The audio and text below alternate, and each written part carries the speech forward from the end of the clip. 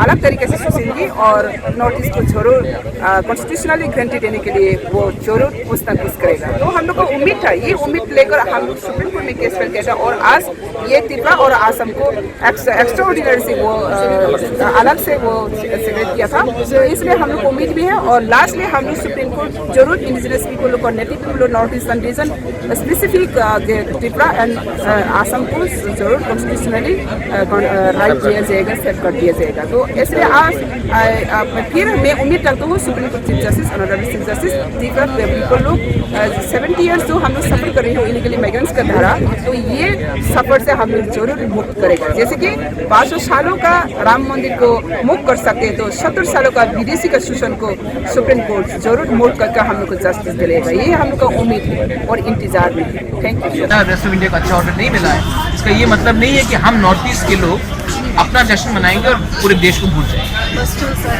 Democracy पे अगर believe करें तो हमारे पास एक मतदान का भी एक ऑप्शन होता है, तो प्रोटेस्ट कितना सही है, लोगों को परेशान करना और रेस्ट ऑफ द पीपल से उनको परेशान करना, शाहीन बाग का भी मसला आपके सामने। तो प्रोटेस्ट शांतिपूर्ण प्रोटेस्ट करना कहाँ डेमोक्रेसी के खिलाफ है?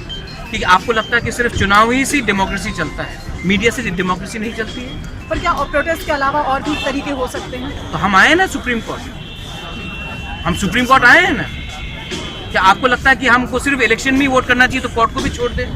कल अगर पप्पू यादव इलेक्ट करके आ जाए तो हम उसको जेल में नहीं डालेंगे क्या? पप्पू यादव को सिलेक्ट कौन करेगा? पप्पू यादव को जेल में कौन डालेगा?